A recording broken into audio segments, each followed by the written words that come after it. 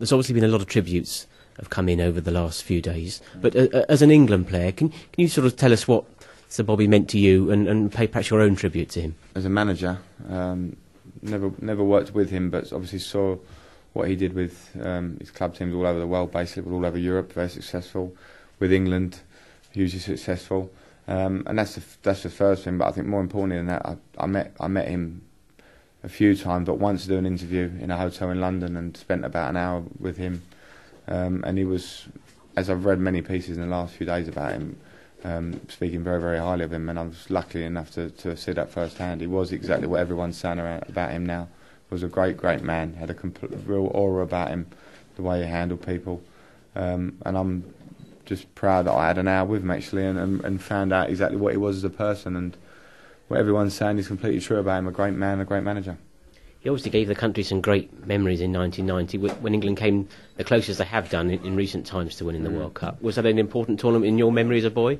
It was the first important tournament that I took real notice of. I think I remember '86 before that, but more vaguely. I think that was the time with the Bobby Robson team, with the characters of Lineker and Gaza and David Platt. It was one of my favourite goals I always remember as a kid, the David Platt goal when he spun and volleyed it against Belgium, I think, because it just sticks in my head with the importance of the goal, and that was, I think, the moment I realised what World Cup's all about. And as I said to the kids in there, Gaza was my idol as a kid, and that was him arriving on the scene. So that World Cup was firmly in my mind as my first real idea of what World Cup's all about.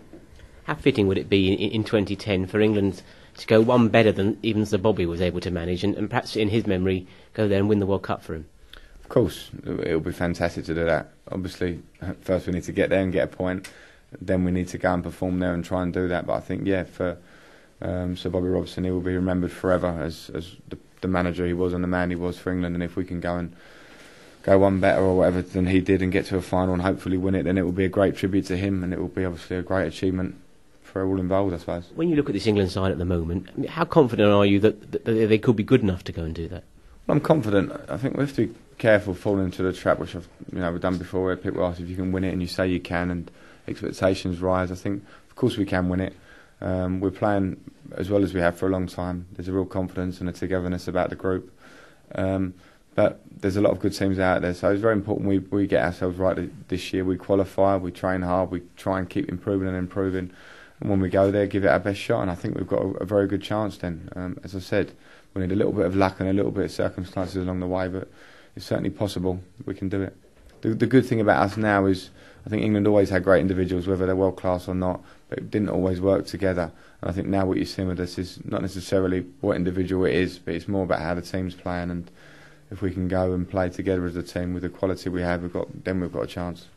We were talking about Italia 90 earlier, and ironically, Italy seems to have played a big part in your career, one way or another. You were signed by Ranieri at Chelsea, and you've now got an Italian manager for both club and country. Are you seeing some similarities between them? There are similarities between them. I think there's a real ethic between Italian managers, and Italian thought on football is pretty similar. They're very organised. They work very hard on organising the team, pressing very hard, trying to win the ball back, being hard to beat first and foremost, and then playing good football. I love the Italian mentality of football.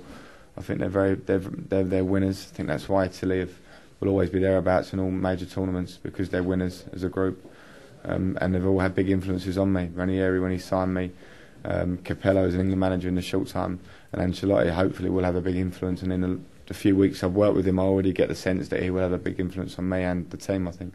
Do you see any similarity as characters between Capello and Ancelotti? Only in their toughness and their willingness to succeed. I don't know, in football tactics I'm not quite sure yet. I think they're slightly different than that, but I think there is a real, when you see them, you know that they're very determined people.